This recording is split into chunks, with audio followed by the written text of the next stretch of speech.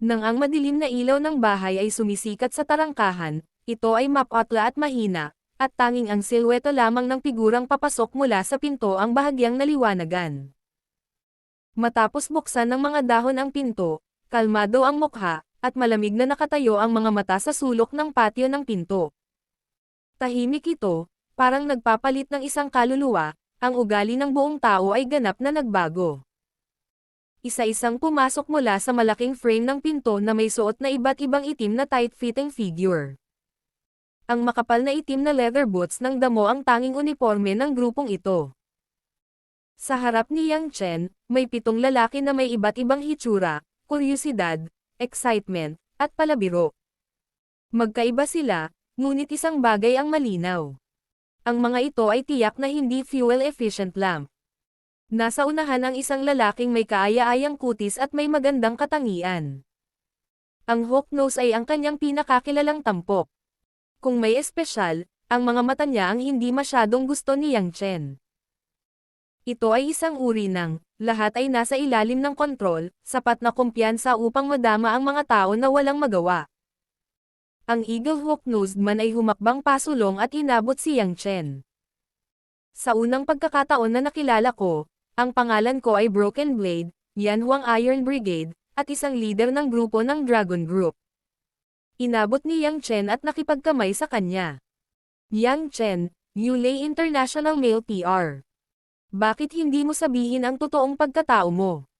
Anong pagkakakilanlan? Ang muling lumikha ng Zero, ang tagapagmana ng singsing ni Hades ng Pluto.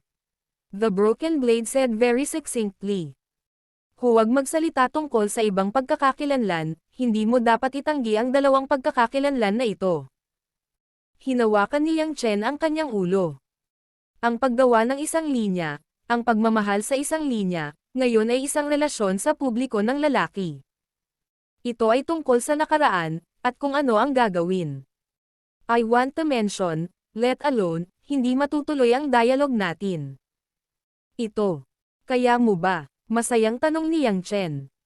Hindi, pagtanggi ng sirang gilid. Walang magawa si Yang Chen. Then let me talk, nakikinig ako. Napangiti ng matamis ang putol na talam. Sa unang pagkakataon na nakilala ko, bilang pinuno ng pangkat, ipinakilala ko sa iyo ang mga miyembro ng aking koponan. Sa sandaling ito, ang ulan ay hinanad pa rin mula sa himpapawid. Ngunit ang isang grupo ng mga tao ay walang ideya na magtago mula sa ulan, nakatayo sa ulan sa gabi, pinapanood si Yang Chen na nakaupo sa posisyon para uminom at kumain. Isa sa mga sirang talam, ipinakilala ang kanyang mga miyembro ng koponan. Ang tsunami. Isang nasa katanghaliang gulang na lalaki na may suot na gintong baso at tinitingnan ang mga manggagawa sa opisina. Ay ang representante na pinuno, pangunahing responsable para sa pang-agham at teknikal na logistic. Artilleria. Isang lalaking may ganap na alakdan, isang estratehikong assaulter, mahusay sa sandata at malalaking makinarya. Si Bigfoot, isang lalaki na ang mukha ay mga 30 taong gulang, ay mahusay sa malapit na labanan at pagkatapos ng break ang nasuporta sa trabaho. Ang hangin, isang binata na may tirek na buhok, mukhang gwapo, dahil magaling siya, magaling sumubaybay at makipaglaban. Ang Nightwolf, ang madilim na lalaking may maitim na kutis, ang madiskarteng sniper, ay maaaring magtago at mawala, at magsagawa ng isang nakamamatay na kaalaman. Nang ipakilala ang mga dahon na nakatayo sa pintuan, ang putol na talam ay tumigil at sinasadyang nagsabi. Mga dahon, sabihin sa iyong sarili ang tungkol sa iginagalang na Panginoong Pluto. Ang mga dahon ay tumingin kay Yang Chen, ang kanyang mukha ay bahagyang hindi natural, ngunit malamig pa rin niyang sinabi. Code, dahon, mahusay sa pag-espiya at makipag-ugnayan sa gawaing pangkoordinasyon. Ngumiti ng malalim si Yang Chen. Ang galing talaga ng acting. Hanggang sa lumabas ka sa labas ng pinto, nalaman ko na mali ang sitwasyon. It is a perfect arrangement, a perfect acting. Lalo na yung mga kwento na sinabi ng mga dahon noon, hanggang ngayon ako nandito. Ako, wag mong isipin na peke. Siguro ito na ang pinakamataas na antas ng performance. Alam kong peke ito, pero sa tingin ko totoo siya. Ang mga dahon ay nakinig sa mga salita ni Yang Chen, kinagat ang manipis na labi at tahimik na nagsasalita. Salamat sa pagpuri, ngunit tiyak na may isang bagay na hindi inaasahan ng Panginoon ng Pluto. Bahagyang nakataas ang sirang gilid ng talam, nakatingin sa gilid ng Night Wolf. Tumango ang Night Wolf at sinabi ang kanyang boses. Remember this voice. Ang boses ni Yang Chen, ang tunog ng Night Wolf, ay boses ng malaking lalaki na pinangalanang Black Mud sa tren. Ang pagtuklas na ito ay talagang nagpamangha kay Yang Chen. Sa sandaling ito, alam lang ng Night Wolf na ito ay isang profesional na sinanay na ahente na bihasa sa mga diskarte sa pakikipaglaban. Ngunit ang itim na maputik na nakita niya noon ay ganap na isang matandang magsasaka at isang magaspang na tao sa kabundukan. Taos-pusong pumalakpak si Yang Chen, sa pagkakaalam ko, ang Yanhuang Iron Brigade ay nahahati sa Dragon Group, at 8 Public. Kahit na ang bilang ng Dragon Group ay higit sa 100. Ngunit dahil sa kakulangan ng single-player combat, daan-daang talento ang lahat ay ang nangungunang 8 ahente ng mundo, at lahat ay pantay-pantay. Ngunit ngayon tila ang 8 tao ay hindi kasing husay ng grupo ng Dragon. Hindi bababa sa 8 tao sa publiko, kung paano ay install, ito ay tinatayang walang paraan upang may install hanggang sa makita ko na sila ay mga ahente, magagawa mo ito. Nakakalusot ako sa mga mata ni Pluto. Nagulat ako nang mabali ko ang talam, ngunit makatwiran din ito. Pagkatapos ng lahat, mayroon kaming grupo ng mga dragon na may pinakamaraming elite na kagamitan. Nang matapos ang putol na talam ay ngumuso ang natitirang lalaki na hindi pinakilala. Mahaba ang buhok ng lalaki at kinaladkad sa leeg. Ang kanyang mukha ay parang kutsilyo, ang kanyang katawan ay matibay at malakas, at may krus sa ilalim ng kanyang kaliwang mata. Ipinagmamalaki ko kung ano ang ipinagmamalaki ko, kung ano ang ilalagay, ang aking matandang dragon ay pinakamuhi sa iyon na isang kontrabida.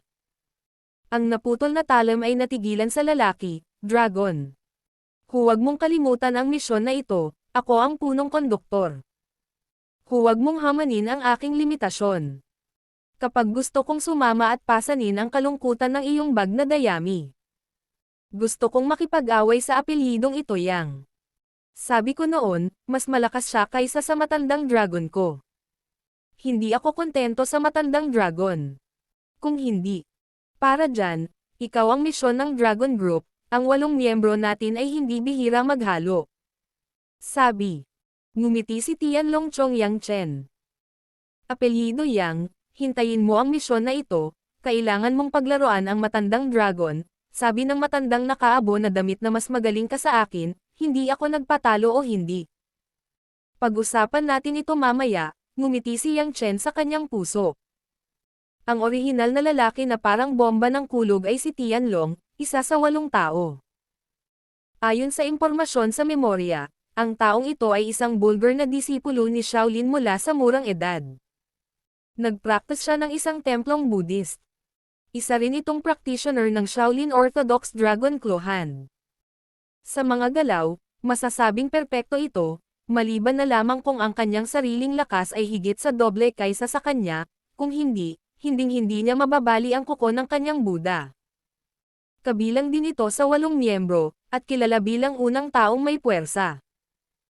Hindi ko lang inaasahan na ang matandang lalaki na kasama ni Lin Shiguo, na katabi ng lolo ni Lin Ruoxi, ay kulay abo. Isa talaga ito sa 8 tao. Kaya sino si Lin Shiguo? Si Lin Ruoxi ay kanyang apo. Anong uri ng konsepto ito? Sa kabilang dulo, ang sirang talam ay tila walang magandang paraan para kunin si Tianlong. Kinailangan niyang iwanan siya at ngumiti kay Yang Chen. Panginoon ng Hari, para makapag-deal sa iyo, nagtayo kami ng bureau, umaasang hindi kami magugulat. Itinuro ni Yang Chen sina Mag Weifang at Mo Chani na nahulog sa mesa. Kung meron ka, bakit mo gustong uminom ng gamot ang babae ko at ang asawa ko? This is also for the sake of insurance. I don't like to talk about it. I have to rely on it to negotiate again. It is better. It is a newly developed anesthetic that allow the user's brain to enter a coma for isang tiyak na tagal ng panahon. ito ay magdudulot ng pinsala sa katawan ng tao. Ang paliwanag ng sirang talam ay, siyempre, kung pagkatapos ng isang tiyak na tagal ng panahon, walang panlunas, kung gayon ang gumagamit ay malamang na maging isang pasyente ng halaman. Agad na nanlamig ang mga mata ni Yang Chen at tumingin sa mga dahon na humihilik. Oo, ano ba talaga ang sinasabi niya? Ang katawan ng dahon ay nanginginig, iniiwasan ang mga mata ni Yang Chen at sinabi. Ang pinuno ng naputol na talam ay nagsasabi ng totoo. Ang lason ay nasa sabaw ka. Yes, I have to take antidote beforehand, although alam naman natin na this drug does not pose any threat to you, pero magkaiba sila, they need antidote. Totoong sinabi ng mga dahon. Dahil ang bulaklak na ulan ng isa sa 8 miyembro ng publiko ay nakakita ng makamandag na pagpasok ni Yang Chen.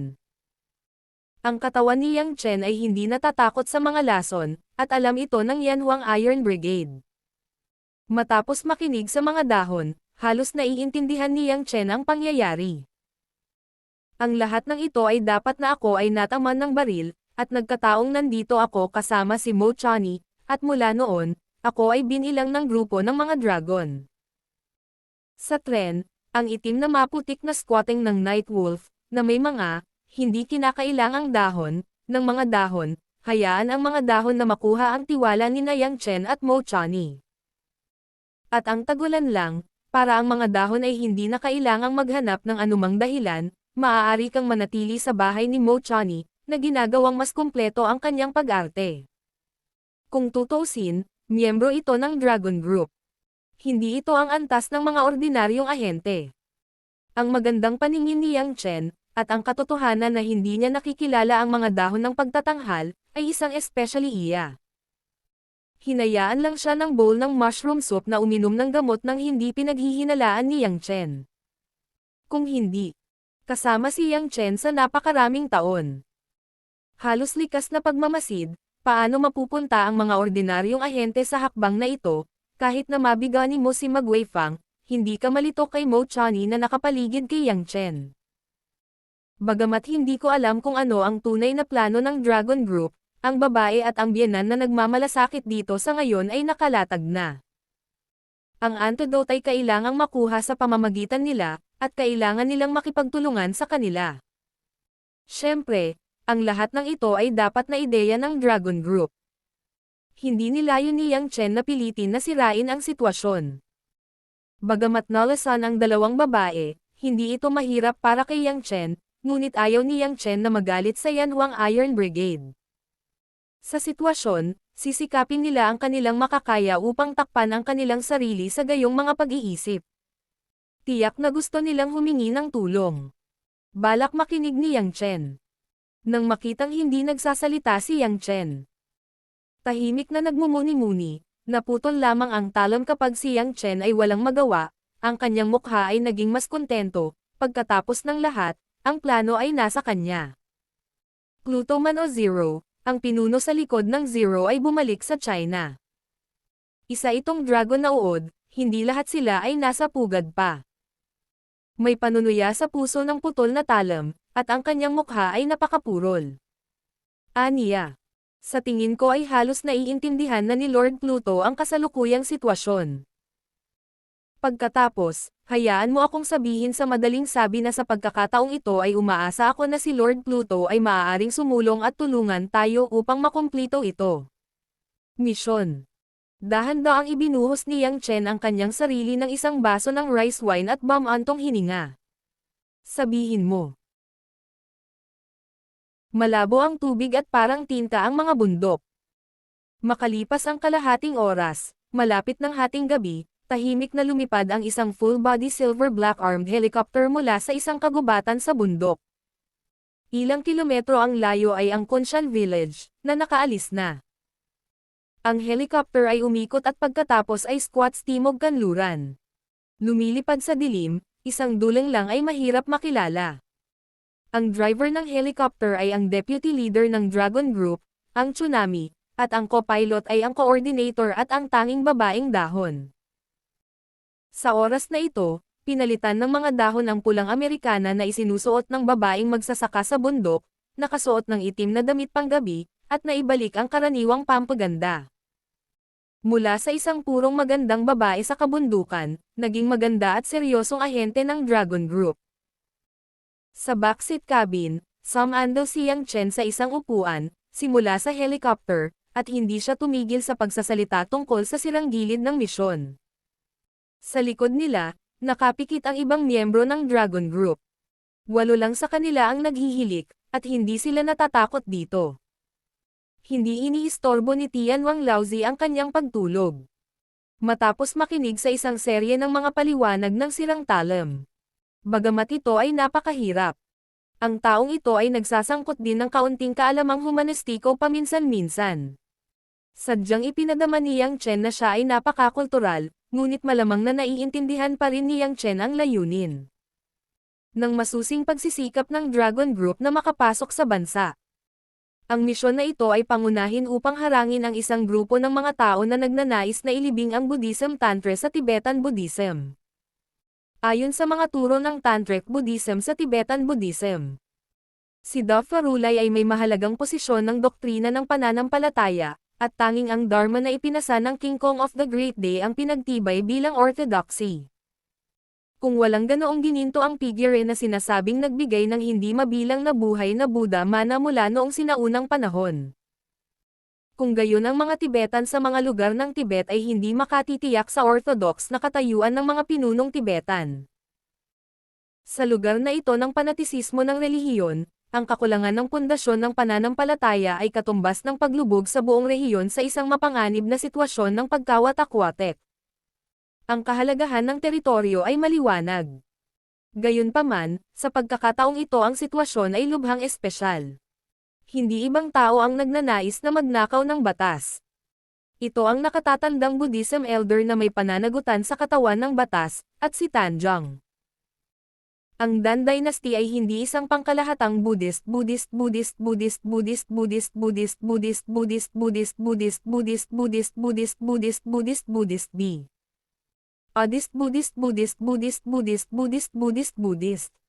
Kung si Tanjong lang, malaking bagay na.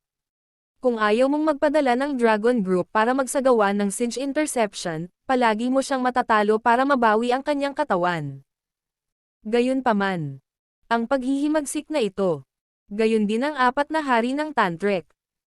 Sina Dabao, Mahayana, Dozi, Dachi, at ang 4 na hari na palaging may magandang relasyon sa mga Tanzanites, ay lahat ay bihasa sa Tantric Buddhism, na hindi mas mababa sa Tanjeng. Ang nasabing 5 Tantric Sorghums, binalak na magnakaw ng batas at umalis ng bansa, kung hindi man ang Dragon Group ay nasubaybayan, nakakita ng mga pahiwatig, talagang huli na para huminto. Bagamat sinasabing mas malakas ang 5 katao, hindi nila kayang labanan ang malalakas na makabagong armas at mabibigat na armas. Ngunit dala nila ang malaking araw at ang gininto ang katawan, ngunit hindi nila kayang matalo. Higit pa rito, kapag naipadala na ang hukbo, maaari itong maging internasyonal na kaganapan na isa publiko. Sa makatuwid, bukod sa mga operasyon ng pag-atake ng mga maliliit na unit at ang muling pagkuha ng gininto ang katawan, walang ibang paraan. Matapos pakinggan ang sirang talam, nalilitong tanong ni Yang Chen. Ang mga buwiter na ito, buong araw, ay walang magawa, paano mo pa gustong maghanap ng mga kultural na labi para makapunta sa ibang bansa? Mamulong ang sirang talam. Ang lugar ng Tibet ay palaging isang malaking sakit sa puso sa China.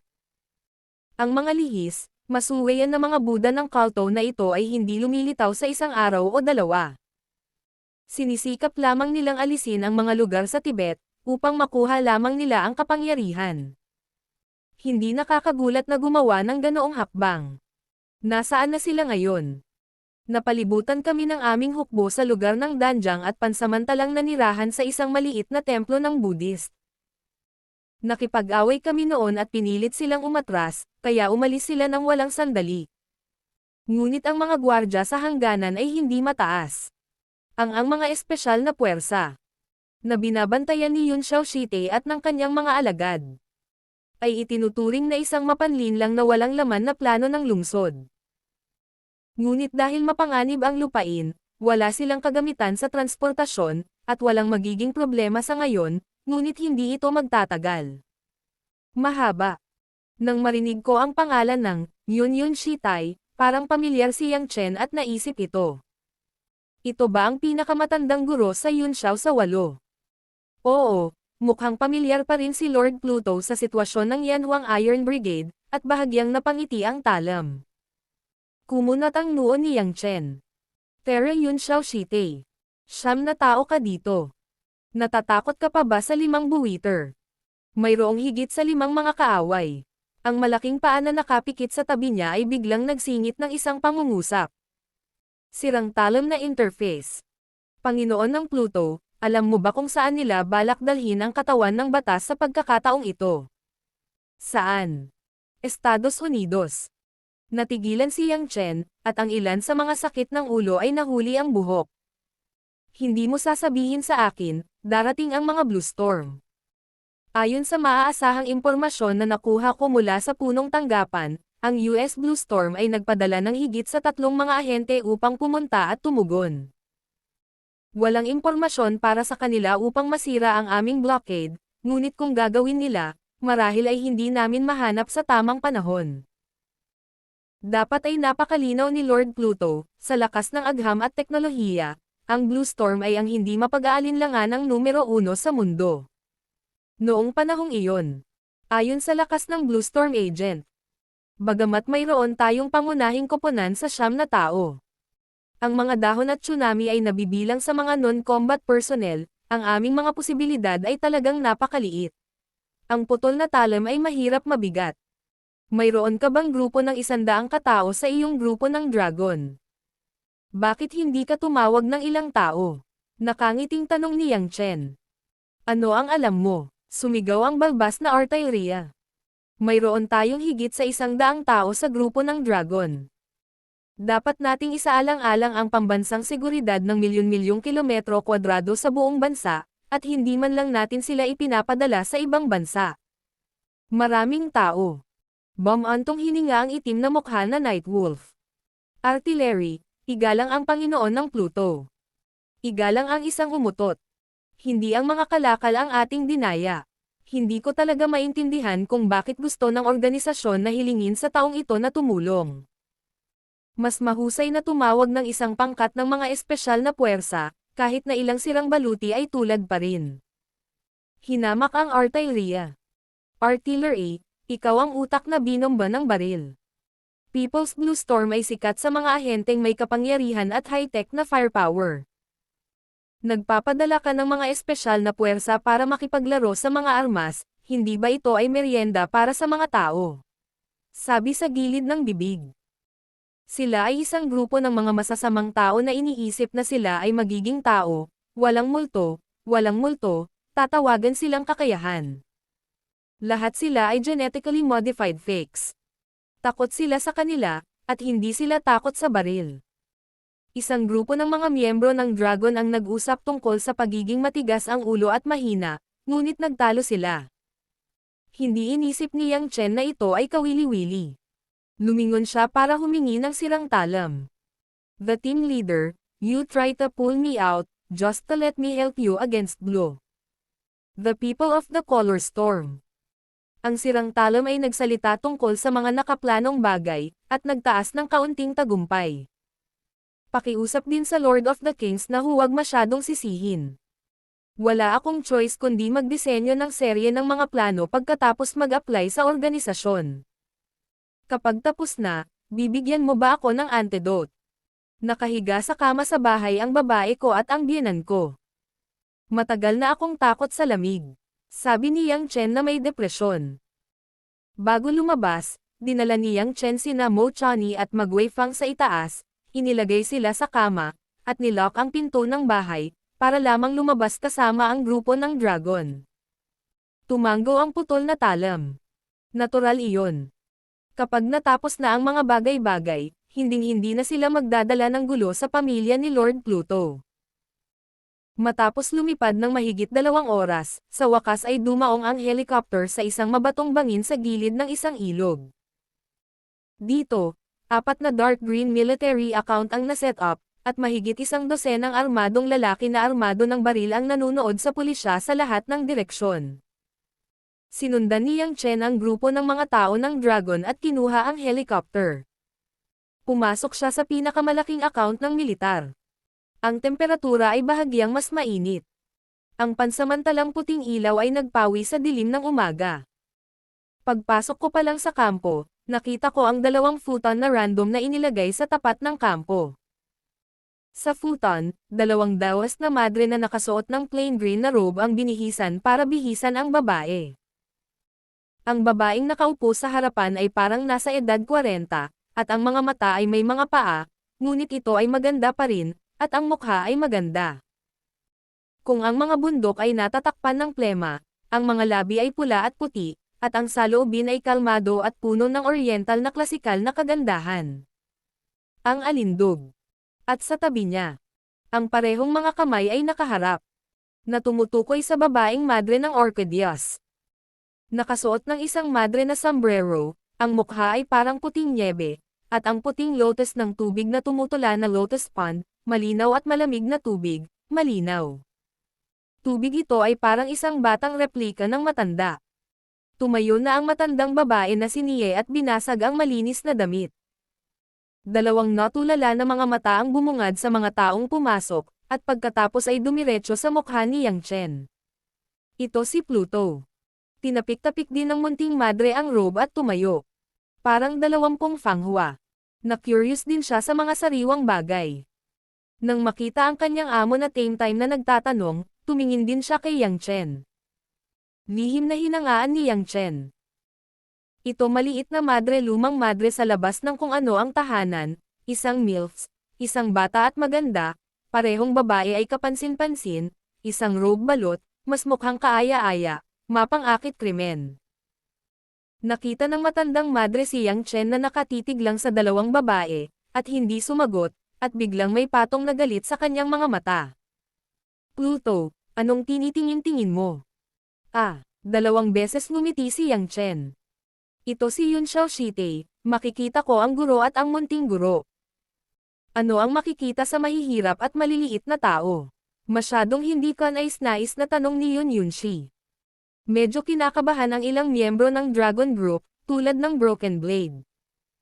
Alam nila na si Yun Xiao ay hindi masyadong magaling sa init ng ulo, at si Tianlong ay tumatawa. Si Yang Chen ay hindi masyadong maingat, at pabirong sinabi.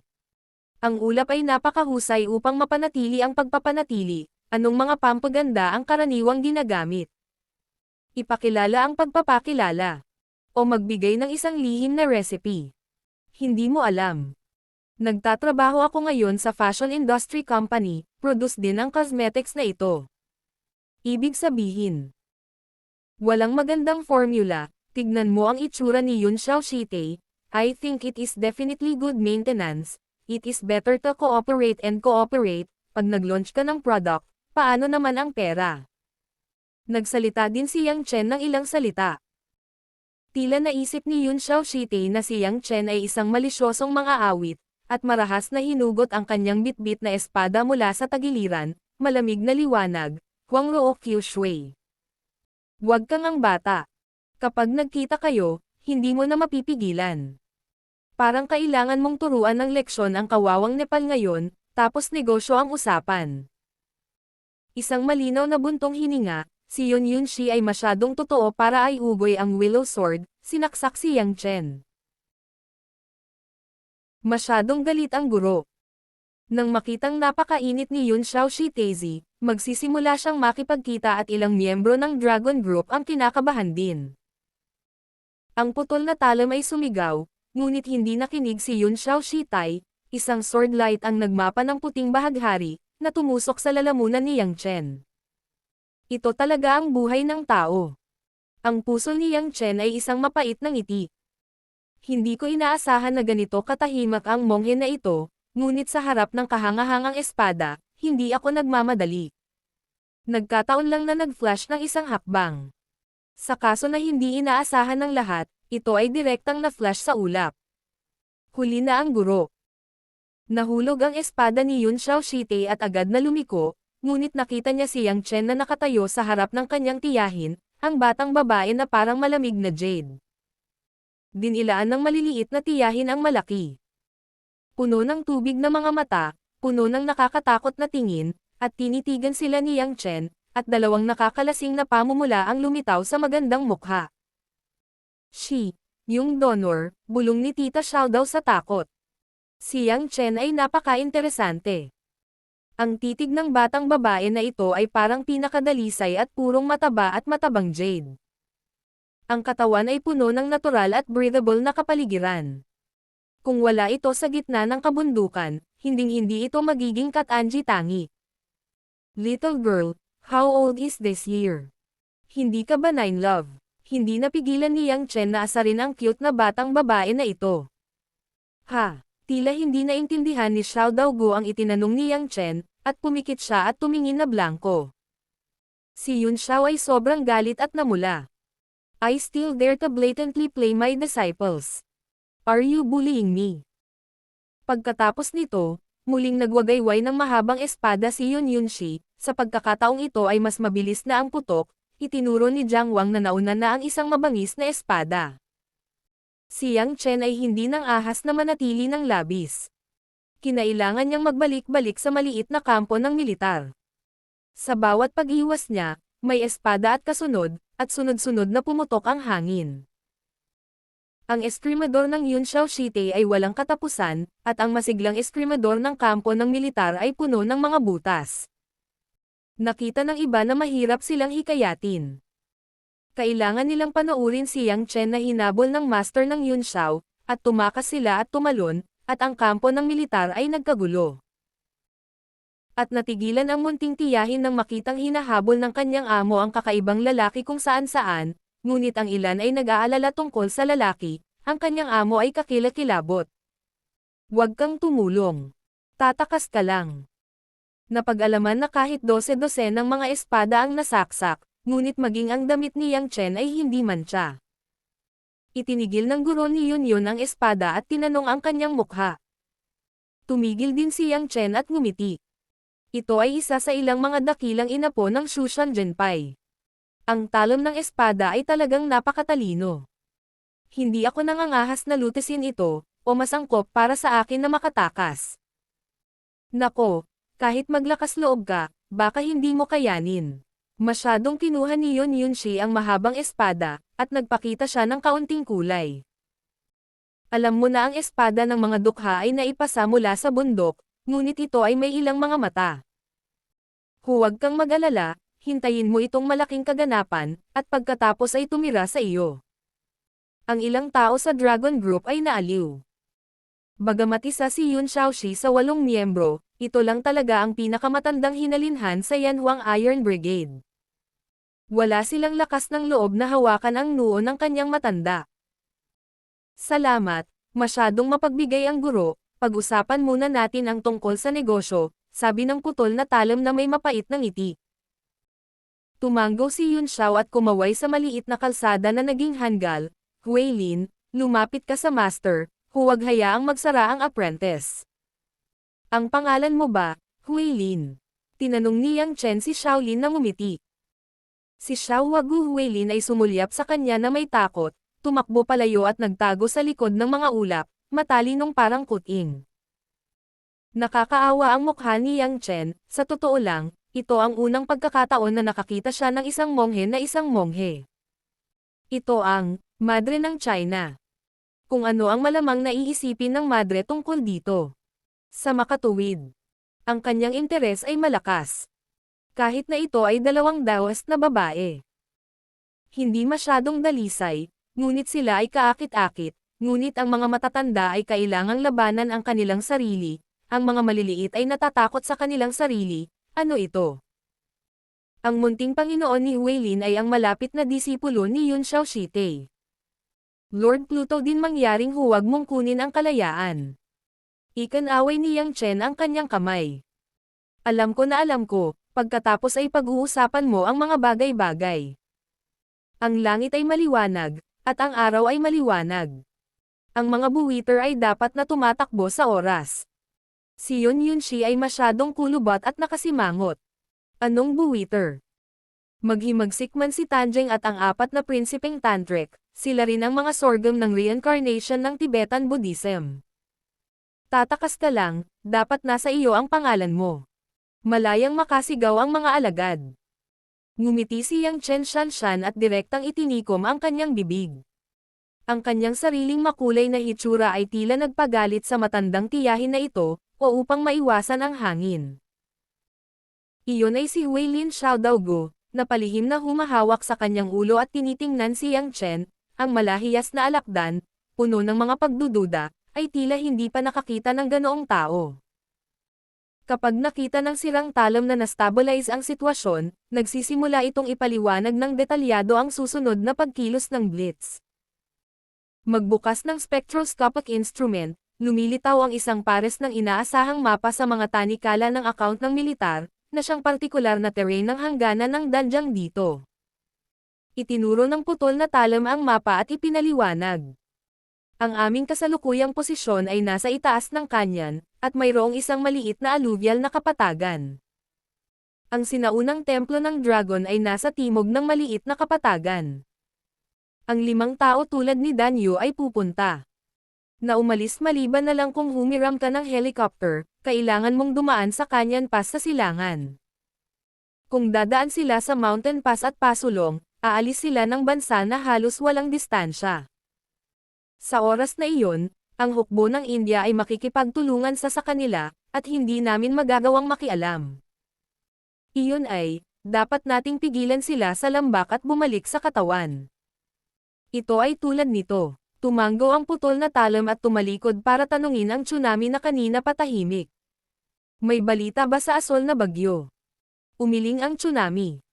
Ang kasalukuyang newsletter ay walang natanggap na balita tungkol sa anumang asol na bagyo na lumalabag sa aming mga hangganan.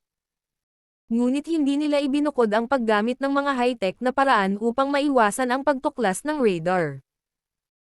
Ang aming teknolohiya ng radar ay gustong makita ang mga ito. Ito ay halos imposible maliban kung sila ay sadyang nais na ilantad ang kanilang kinaroroonan, sabi ng dahon. Hoy, makakita ka ng ibon, sakto lang ang pagdating nila, maagang kumikiliti ang matandang dragon ko, panghahamak ni Tianlong. Walang nagmamalasakit kay Tianlong, at ang putol na talam ay nagpatuloy. Kung dumating man sila, kung gusto nilang pumasok sa sinaunang templo, dapat silang dumaan sa bunganga ng lambak o gumamit ng helicopter, kaya kailangan lang nating gumawa ng isang mahusay na trabaho sa pagtatanggol, huwag mo silang sorpresa. Pwede naman. Nag-isip ng malalim ang lahat na tumanggo sila at naayos na ang ruta, kaya madali itong harapin. Si Yang Chen ay nakatayo sa pinakalabas na gilid at nakinig sa kanilang pagkikita. Itinaas niya ang kanyang kamay at nagtanong. Iyan ang pinuno ng pangkat. Sigurado ka bang 3 lang ang asol na bagyo? Ang balita na natanggap ko mula sa punong tanggapan ay 3 tao. Sigurado ka bang hindi pa nakakarating ang mga tao nila sa Lama Temple sa ibaba? Tanong muli ni Yang Chen. Sumimangot ang putol na talam. Panginoon ng Hari, huwag mong pagdudahan ang katumpakan ng aking impormasyon. Direkta akong nakikipag-usap sa punong tanggapan at kumuha ng eksaktong impormasyon. Sa ngayon, hinaranggan namin ang bakana ng Taniguchi at ang lugar na ito, kahit isang ibon. Lumipad sa lambak at malalaman natin ng maaga. Hoy, bata, huwag kang magtanong kung hindi mo naiintindihan, kailangan nating pag-usapan ang tungkol sa pag-deploy ng labanan, hindi ka nais-nais na sabi ng artilleria. Napangiti si Yang Chen na nahihiya, hindi na nagtanong, ngunit may kaunting pagdududa sa kanyang mga mata. Ang susunod na plano ay napakabilis. Ang artilleria ay isang strategic assaulter. Natural, responsable ito sa pamumuno sa mga sundalo ng pangkat na magsagawa ng positibong pagsalakay. Ang mga dragon, ang hangin at ang malalaking paa na magaling makipaglaban ay pawang tinutulungan. Ang lakas ng Tianlong ay tiyak na higit sa alinmang lama. Maari ding pigilan ang hangin at malalaking paa. At ang Nightwolf bilang isang estratehikong sniper. Sa itaas mismo ng kanyan, ay maaaring gumanap ng mapang ipong papel, at kung may magandang pagkakataon, malulutas nito ang isang kaaway sa isang iglap.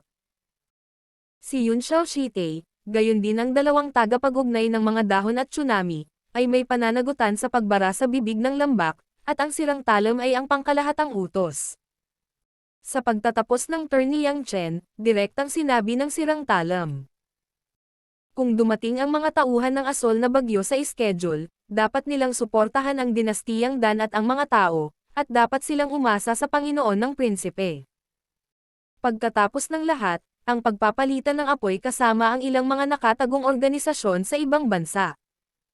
Sa tingin ko si Lord Pluto, bilang lumikha ng Zero, ay dapat magkaroon ng pinakamaraming karanasan.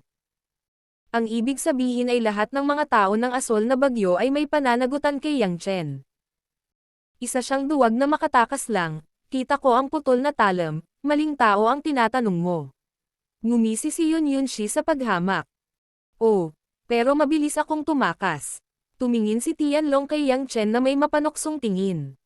Kapag tapos na ang laro, maglalaro ako ng plato. Kailangan mong tumakas at ayos lang. Magaling din ang matandang dragon ko. Mapait na nakakunot ang noo ni Yang Chen, hindi makapagpalit ng posisyon. Sa totoo lang, okay pa rin ako sa baril. Mas mabuting hayaan akong magpalit kasama ng Night Wolf. Sasampa ako. Huwag kang magbago, ako ang pinakamahusay na madiskarteng sniper, direkta at walang ekspresyon na tumanggi ang Night Wolf. Ang mga matagumpay na tao sa ilang mga larangan ay kadalasang may malakas at kahit paranoid na tiwala sa sarili sa kanilang sariling industriya. Kung maaari kang gumawa ng higit pang trabaho, mangyaring hilingin kay Pluto na mag-alala tungkol dito. Dahil may kaunting oras pa bago ang bukang liwayway, maraming tao ang nagsisimulang maghanda para sa labanan, at lahat ng uri ng armas at kagamitan ay kailangang ayusin at suriin. Lahat sila ay nagkalat at ginagawa nila ang lahat. Si Yang Chen ay nakaupong mag-isa sa malaking tent. Nanatili siyang nakatingin sa likuran ni Yun Xiaoshite. Nakaupo siya sa pagninilay-nilay sa maliit na daan ni Huilin. Sa boring na lugar na ito, medyo masigla ang pakiramdam niya sa maliit na kalsadang ito. Paminsan-minsan ay nakikita si Huilin kapag nakikita siya sa mukha, at unti-unting naunawaan kung bakit kailangang putulin ng Master Ang, masamang tao, gamit ang espada. Sa oras na ito, nakita ng mga dahon na pumasok sa account ng militar na may isang tasa ng mainit na tubig ang eksenang ito, at bahagyang ngumiti ang sulok ng bibig. Nag-alinlangan at iniabot ang tasa ng mainit na tubig kay Yang Chen. Panginoon ng Pluto, uminom ka ng tubig. Ah, salamat, natural na kinuha ito ni Yang Chen. Gusto lang niyang uminom. Ngumisi siya at nagtanong. Wala bang lason sa tubig na ito? Ang mga dahon ay nabasag, at sinabi niya, huwag kang mag-alala, walang lason, kung gayon ito ay walang silbi sa iyo, hindi ba? Hoy, itong lason, tulad ng mga pestisidyo sa mga gulay, okay lang sa mga tao ang kumain ng gulay. Ako, okay lang kumain ng lason, pero kahit ano paman, hindi maganda sa katawan ang pagkain ng gulay na may pestisidyo, o mas mabuti. Upang kumain ng mas kaunti, sabi ni Yang Chen, umiinom ng mainit na tubig. Ang mga dahon ay kumagat at kumagat sa ibabang labi. You must hate me in your heart. I actually wanted to refuse. Kung tutusin, hindi natin style ang pananakit ng mga sibilyan. Napakadetalyado ng plano ng pinuno ng sirang talam. Kung hindi ako makikipagtulungan, magsisisi ako. Kasapi ng koponan. Hindi kita kinasusuklaman, ngunit hindi ko masyadong gusto ang sirang talam. Masyado siyang naiinis na magsalita, sabi ni Yang Chen. Ngumisi ang mga dahon. Kakaupo lang ng team leader. There are always some places na takot magkamali. Normal na mag-usap pa. You can rest after you, I am going out to work. Hindi naghihintay na lumabas ang mga dahon sa military account, sinabi ni Yang Chen. Yung Big Brother pa rin ang tawag mo sa akin, hindi talaga ako sanay makinig sa tinatawag mong hello. Ang mga dahon ay tumigil, at may ilang mga sorpresa sa kanyang mga mata. Tumalikod siya at sinigawan si Yang Chen. Well, kuya. Sa pagtingin sa mga dahon na masayang naubusan ng military account, mas komportable rin si Yang Chen sa kanyang puso. Sa katunayan, Ang sakit sa puso ng mga dahon. Makikita rin niya na ang batang babae ay napakabata. Gumagawa ng ganitong uri ng pagkalason at mapanlinlang na mga bagay, kahit na ito ay propesyonal ang mga nangungunang ahente na si nanay ay hindi madaling gawin. Si Yun Yunshi, na nakaupo sa futon at nakapikit, ay biglang nagmulat ng mga mata at nginisyan. Ano pa ang gagawin mo kung ikabit mo ang batang babae? Tila naisip niya na gustong hulihin ni Yang Chen ang mga dahon. Hindi naintindihan ni Yang Chen na si Daogo, na unang nakilala, ay gumagawa ng tama sa kanyang sarili. Agad niyang inilibot ang kanyang mga mata at, ikakabit din ang matandang babae, tulad ng guro. Ang mga salita ni Yang Chen ay parang Mars na nahuhulog sa langis ng apoy, at direktang nag-aapoy sa init ng ulo na hindi pa ganap na napatahimik ni Yun Xiaoshite. Hindi kita nakikitang umiiyak nang hindi nakikita ang kabaong. Si Yun Yunshi ay masyadong nagngangalit ang kanyang mga ngipin. At muli ay lumabas at naglabas ng mahabang espada, at kailangan niyang sumugod kay Yang Chen.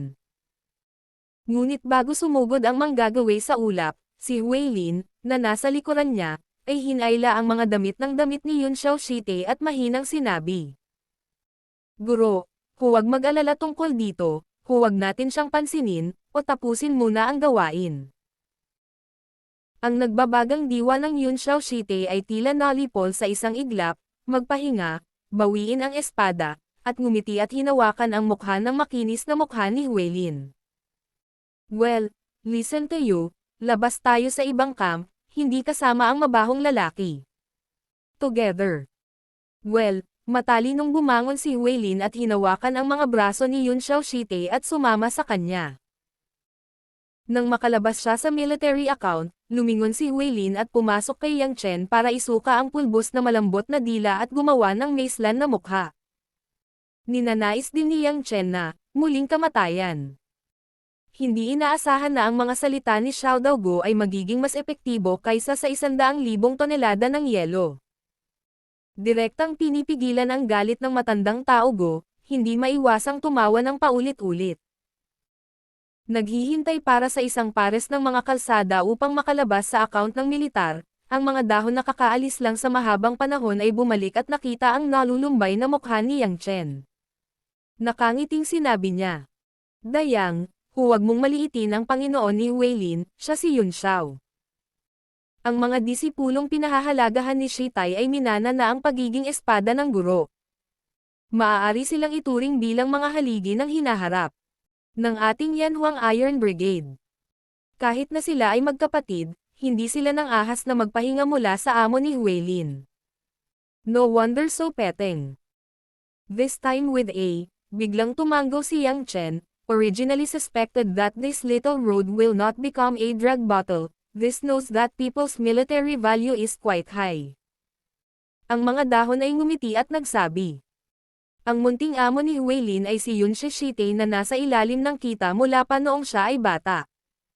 Hindi siya kailanman umalis sa gilid ng Yun Xiaoshite. Nagsanay siya sa mga bundok sa buong taon. Siya ay pumasok lamang ang mundo para sa pagsasanay sa nakalipas na 2 taon.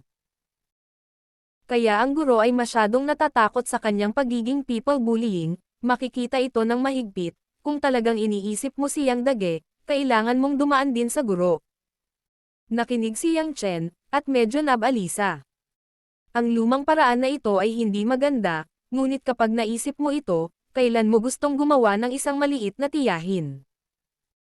Iyan, umalis, hindi ka natututo ng mabuti, young big brother, ano ang uri ng labanos na mahal ko? Nakita ko lang na ang batang babae ay kasing lambot ng puting tokwa, napakasimple at cute, gusto ko mas mahalaga sa kanya, hindi masyadong iniisip. Ang hustisya ni Yang Chen ay lubos na tunay. Talaga, ang mga dahon ay hindi nagtitiwala. Galit na galit si Yang Chen, peke pa rin ito. Hanggang ngayon, hindi pa umabot ng 10 ang magkasintahan. Nakuha. Ang malaking kamay ni Yang Chen ay humahampas sa bahagyang kulot na puwitan ng dahon, at ang kamay ay napakahigpit. Oo, nahihiyang umiling ang mga dahon, anong ginagawa mo kay Yang, kuya? Sino ba ang nagsabi sa'yo na napakawalan GM mo? Magsinungaling ka muna sa akin. Tapos ngayon ay nagdududa pa rin sa aking dakilang dalisay na pagkatao. Ibinalik ni Yang Chen ang walang laman na tasa ng tubig sa mga dahon, at pagkatapos ay lumabas ng military account. Ang mga dahon ay nakatayo doon ng mahabang panahon, at isang ngiti ng kagalakan ang lumitaw sa kanyang mukha. Sinaktan siya ni Yang Chen, ngunit hinayaan niya itong makahinga ng maluwag. Alam niya na sinasabi sa kanya ni Yang Chen na hindi siya nakonsensya sa kanya. Kapag ang langit sa malayo ay pumuti, ang pinakamahalagang sandali ay sa wakas ay pinapasok sa kanyan. Bilang lokasyon ng target, ang Longlong Ancient Temple ay wala pa ring paggalaw, at ang 5 tao, tulad ni Tanjeng, ay tila walang balak na umalis.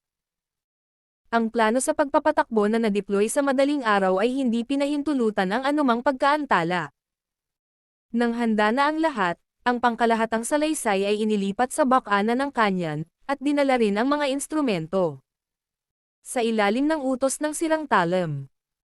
Pinamunuan ng artillery ang ilang mga sundalo na pinili mula sa mga gwardya sa hangganan, kinuha ang mga bala, at nagsimulang lumipat patungo sa mga sinaunang dragon sa ilalim ng lambak.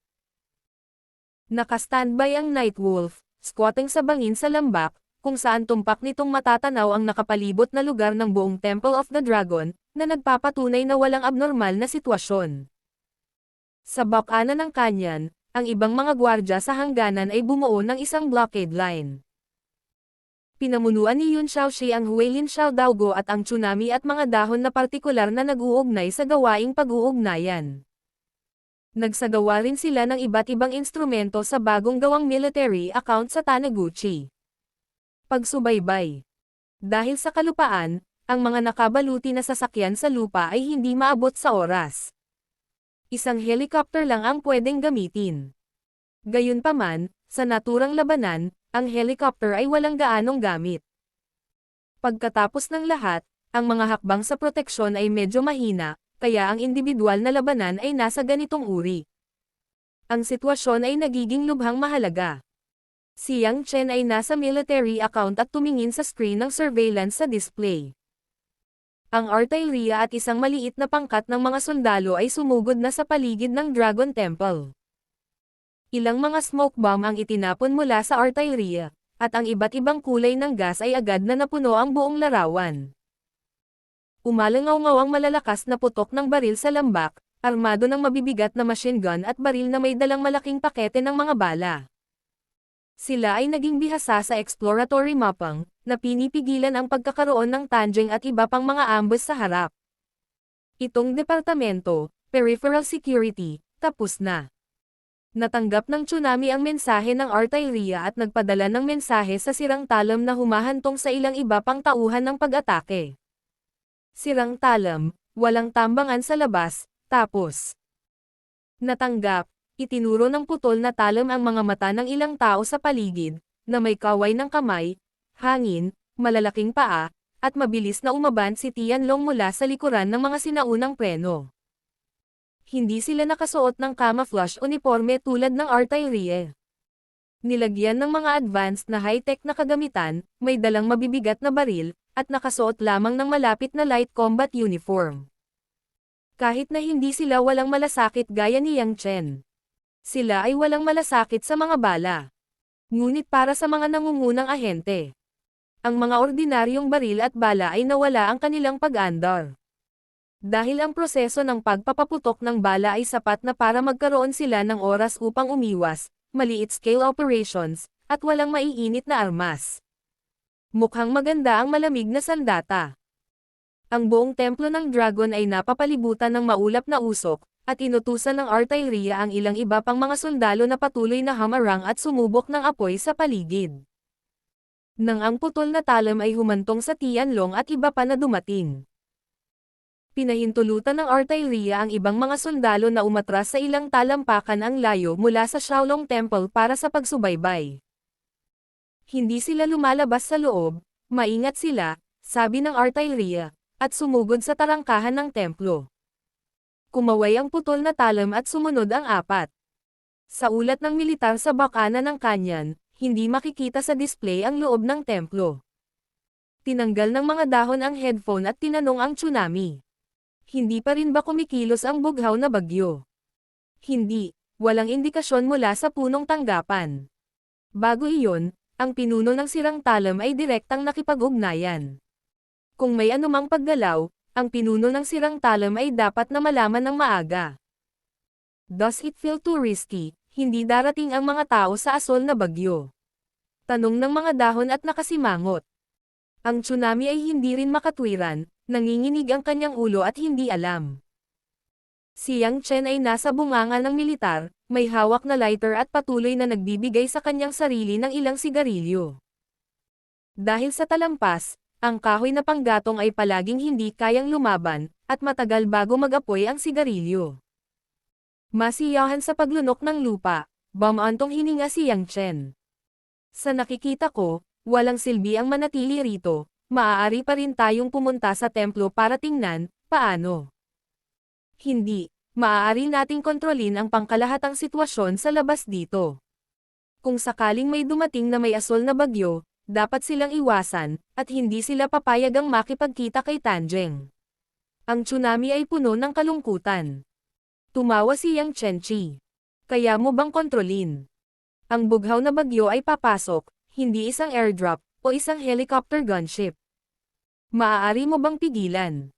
Ang pagharang sa kanila ay ang gawain ni Lord Pluto. Matigas na sabi ng tsunami. Dinilaan ni Yang Chen ang abo, may mission. Well, let's just say it. Pero hindi mo ba iniisip na kakaiba? Bakit si Dan Shen ay mananatili sa looban ng dragon imbes na umalis sa gabi? Panipi.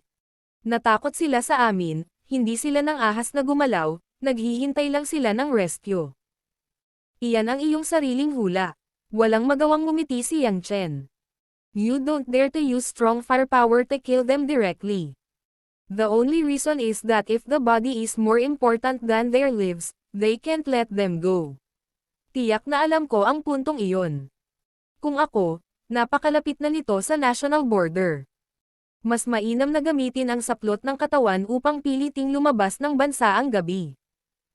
Kahit na may kakayahan kang hamarang, hindi mo ito madaling gawin. Mas kapaki-pakinabang na hintayin kang pumunta sa templo. Masyadong malamig si Yun Xiao, kalokohan.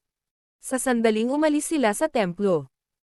Magkakaroon sila ng pagkakataon na patayin sila anumang oras, at dahil nakipag-ugnayan sila sa asol na bagyo, natural nilang iniisip na mas ligtas na maghintay para sa asol na bagyo. Teacher din. Hindi napigilan ni Yang Chen na matawa. Maaaring hindi ka kailanman naglaro ng isang sampal, hindi gumagalaw ng baril, at hindi alam kung paano gumagana ang sniper.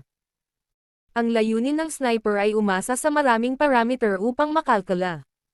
Ang mga kanyan dito ay mula sa itaas hanggang sa ibaba, at huwag sabihin ang mga distansya at taas. Bilang karagdagan sa iba't ibang agarang data tulad ng klima, bilis ng hangin, direksyon ng hangin, at liwanag, ang kabilang panig ay dapat magtulungan sa isa't isa, at may mga tilapon na maaaring ilipat upang maging walang kabuluhan. Ang Night Wolf ay walang katulong na may mga pantulong na kalkulasyon. Siya lang ang umaasa sa kanya. Gusto niyang maglaro ng ilang llamas na sinanay na maging mataas ang antas at maingat. Hindi naman sa hindi sila makakatama, ngunit hindi mataas ang tsansa ng tagumpay. Higit pa rito, kailangang isaalang-alang ng Night Wolf na hindi nito masisira ang katawan. Kung tungkol sa paghihintay ng pagliligtas, mas mahirap sabihin. Bago ako dumating, silang 5 lang ang harangin mo sa templo. Hindi mo ba alam na maaari mo ring iligtas ang mga sundalo? Yung mga naghihintay sa asol na bagyo, halos pareho lang ang resulta. Panipi.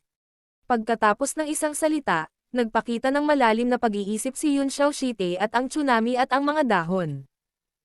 Kaya medyo kakaiba ang 5 llamas, lalo na't ngayon, walang nangyari.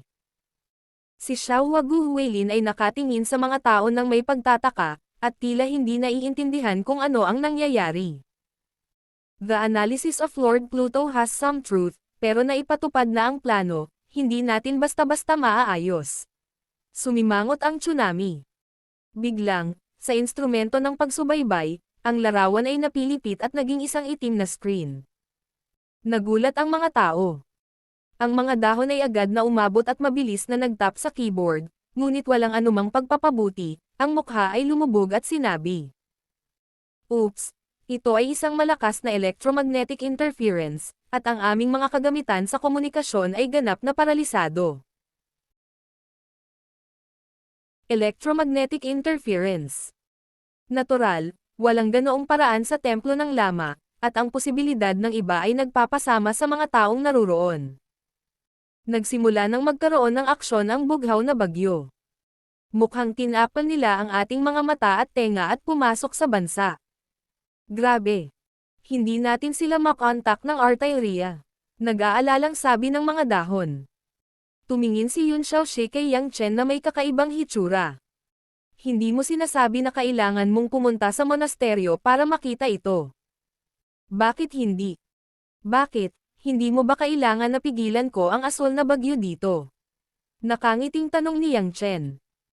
Darating ang mga tao, ngunit hindi sila nakikita, hindi na sila makapaghintay para sa mga kuneho muli. Marahan na ngumiti si Yang Chen. Pakiramdam ko, kung pupunta tayo, lahat tayo ay papasa, dahil walang saysay ang manatili dito. Isa pang tao ang maaaring mag-ingat. Ano sa palagay mo? Nagkatinginan ang tsunami at ang mga dahon at tumanggo.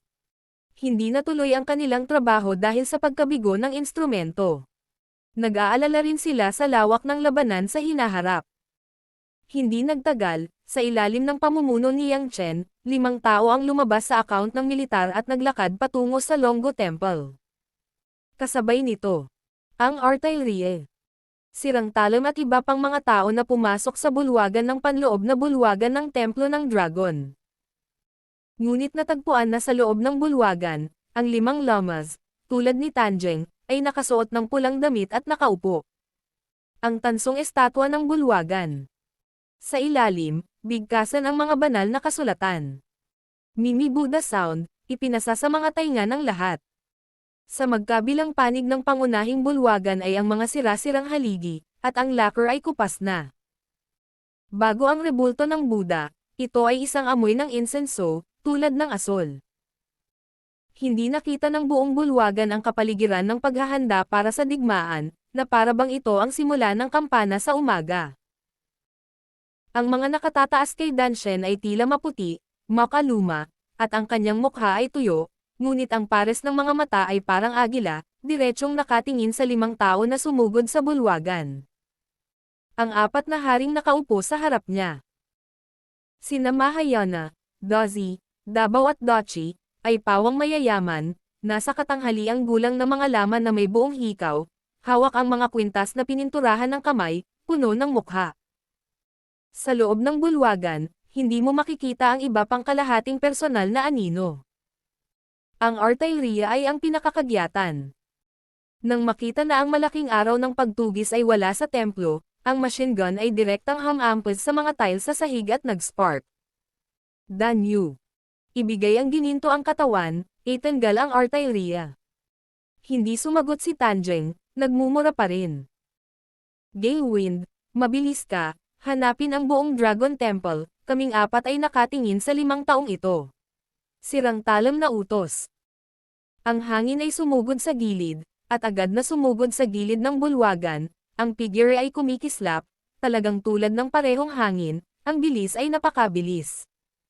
Gayunpaman, nang hindi hinintay na makapasok ang mahinang hangin sa gilid na bulwagan, ang kanyang katawan ay biglang hinaranggan ng isang di nakikitang pader mula sa manipis na hangin, at siya ay hamampes pabalik. Ang hangin ay umindayog pabalik at tumalikod, at tumayong matatag, hindi kapani-pani walang nakatingin sa pintuan sa gilid ng bulwagan. Isang puting braso ang lumabas mula sa gilid ng bulwagan, na sinundan ng isang blonde na nakasuot ng asol na tight-fitting leather vest at nakatapak sa itim na bota ng militar. Lumabas ang mainit na blonde na may kaakit-akit ng ngiti at kayumangging mga mata. Ang lahat ng nasa silid ay nagsabi, "Magaling ako." Sa sandaling lumitaw ang blonde na babae, ang kapaligiran sa bulwagan ay agad na tumigas. The man of the blue storm, ang mabigat na paa ay sumimangot. Nakapasok ka na ba sa Dragon Hospital? Ang pinuno, mali ang katalinuhan, masama ito, sabi ng hangin. Nakakagat ng ngipin ang sirang talam. Hindi rin maiiwasan ang mga pagkakamali sa intelihensya. Ang teknolohiya ng kalaban ay mas advanced kaysa sa atin. Ang pagsisiyasat ay hindi maaaring maging perpekto. Ngayon ito ay mahirap lamang. Sa oras na ito, humakbang pasulong si Tianlong. Ang magnanakaw ang unang bumasag sa hari. Imposibleng umatras. Gawin muna natin ang matandang monghe. Pagkababa ng boses, si Tianlong ay sumugod na sa harapan ng apat na hari, at ayon sa apat na hari, sa wakas ay tumigil sila sa pagupo, at ang lahat ng mga kamay ay magkasama, at sila ay tumayo. Ipinakita ang mga poses ng Dragon Claw ni Tianlong, at agad silang naging karapat-dapat sa mga master ng Tanjong sa lupa. Ngunit walang aksyon ang Panginoon ni Dan, at nagsanib puwersa sa harapan sina Mahayana at dalawang hari ni Dozy. Sabay na itinaas ng dalawang hari ang kanilang mga kamay para pigilan ang opensiba ni Tianlong. Ang boxing road ay lumitaw na kakaiba upang gumawa ng isang kurba, at ang dalawang kuko ni Tianlong ay direktang nalutas ang puwersa. Song Ji ay boxing. Naisip ni Tianlong, mahirap tingnan ang kanyang mukha. Mataba, ang Tianlong donor ay hindi hinahamak ang kapanganakan ni Shaolin, at talagang kinikilala ang suntok na ito. Bumantong hininga si Tianlong, ang mga buto ng buong katawan ay sumirit na parang sitaw, at isang hindi nakikitang amoy ng buong katawan ang kumalat. Ang Gaya Yesho ay isang talambuhay ng Bodhidharma, ngunit ito ay hindi mababasag. Tingnan kung maaari mong harangan ito. Ang aking Shaolin ay naghuhugas ng utak at nagsasalita tungkol dito. Nalantad ba ang gas? Ano ang rurok ng araw pagkatapos ng bukas? Ang mga mata ng hindi kinaugalian na Dabao Foang ay kumislap sa mga mata at mamulong. Umungol si Tianlong at muling sumugod sa dalawang haring Mahayana at Dozy. Sa pagkakataong ito, silang tatlo ay naglaro laban sa isa't isa at agad na narinig ang mahinang tunog ng pang-pang, tulad ng hangsyang higanteng lindol, na umuugoy sa hindi nakikitang mga alon. Apat na tao. Gaya ng putol na talam. Ay hindi nang ahas na suportahan ang malaki. At ang putol na talam at ang mabagsik na hangin ay tuwirang sumugod sa natitirang Dabaw at sa dashan na dalawang hari, at hindi nila pinagbigyan ang isa't isa ng kanilang mga kamao. Ang artillery ay nagpaputok ng isang crane gun at nagsimulang magpaputok sa babae sa asol na bagyo. Hinarap ng blonde na babae ang baliw na bala at hindi umatras. Sa halip, ibinuka niya ang kanyang palad at bumuo ng isang transparent na kalasag sa kanyang harapan. Hinarang niya ang lahat ng bala sa harap ng katawan at bumagsak sa lupa. Dam! Anong multo? Parating na ako. Ang malaking paa ay sumigaw at humampas ng ilang tagumpay, humakbang pasulong at sinipa ang nakaraang round. Ang blonde na babae ay naglabas ng isang silver na espesyal na 3-ball pistol. At ang kabilang kamay ay nagpatuloy sa pagpapanatili ng kalasag sa kanyang harapan, at ang kanyang mga mata ay nanlamig. Ang pagsipa ng malaking paa ay nagdulot ng malakas na hangin. Kabilang ang isang sipa na may panloob na puwersa, at umagos sa transparent na kalasag, pagkatapos ay tila isang marahas na hangin, at ang kalasag ay nasira. Babarilan na ng blonde na babae ang malaking paa. Natuklasan na niya na sinamantala ng lahat ng artilleria ang pagkakataon. Nalampasan na ang bala ng machine gun sa malaking paa at diretsyong binaril ang ulo ng babae. Ang babae ay nag-aatubili na sumuko sa pamamaril, na nagbigay ng prioridad na hayaan ang kanyang sarili na iwasan ang shuttle bullet at magtago sa likod ng isang haligi. Ang malaking paa na artilleria ay nagsumite ng isang, maganda, na hitsura. Na sinundan ng isang malapit na blonde na babae, na may malakas na sipa sa kadena, upang ang blonde na babae ay patuloy na umiwas, nang walang anumang walang laman na pagbaril. Nakita ng artilleria ang malaking paa na pansamantalang walang panganib. Direkta niyang itinutok ang baril sa dinastiyang Dan. Alam niyang kailangan na ng sneak peek sa sandaling ito, at nag-alinlangan. Hindi makapaghintay para sa baril upang shoot, ang machine gun sa kamay ay biglang itinaas sa pamamagitan ng isang malakas na atraksyon, kaya na ang baril ay hindi maaaring layunin. COMEON. Ang accent ng isang lalaki na nagsasalita ng Ingles ay na-upload mula sa cantilever. Ang machine gun sa kamay ng artilleria ay hinigop ng napakalaking puwersa ng gravitational at direktang nahulog sa mga kamay ng isang puting lalaki na may buhok na chestnut sa cantilever beam. Nakasuot ng asol na leather coat, ngumisi sa baril ang puting lalaki na may star-striped flag at buhawi sa dibdib. Akin na ang baril mo. Ito ay isang bazi. Nagmamadali ang artilleria, ngunit hindi siya isang tao na puro armas. Direkta siyang tumakbo, at pagkatapos ng dalawang magkasunod na hakbang mula sa isang silindro, tumalon siya sa cantilever beam. Saan? Ang puting lalaki ay direktang kinuha, hinayaan ang artilleria na walang laman, at sumipol, Andy. Punk. Carros. Ang oras para sa palabas ay narito na.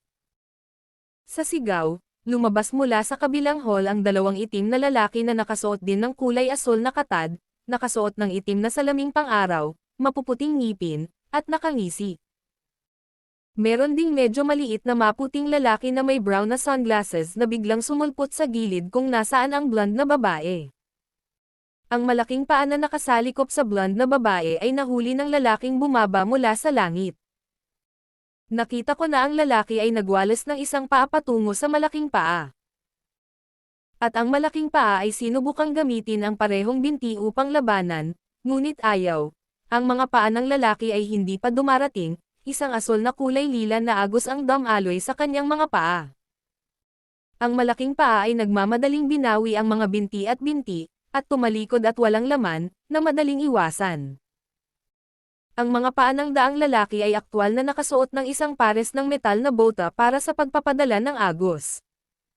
Good insurance. Ang malamig na pawis sa malalaking paa, itong hindi kilalang paghaharap ay talagang mahirap pigilan.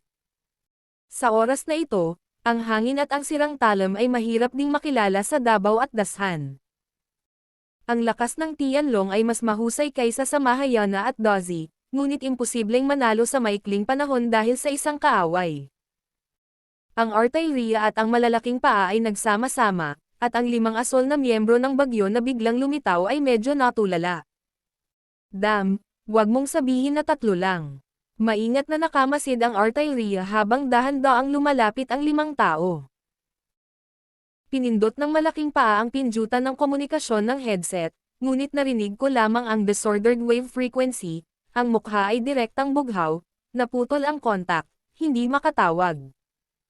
Sinubukan ng artilleria, ngunit ito ay totoo, ngunit hindi ito naguguluhan. 2 malalaking kalibre na modified automatic pistol ang kinuha mula sa likod at hinampas. Ang mga patay na ibon ay nasa himpapawid, lumaban.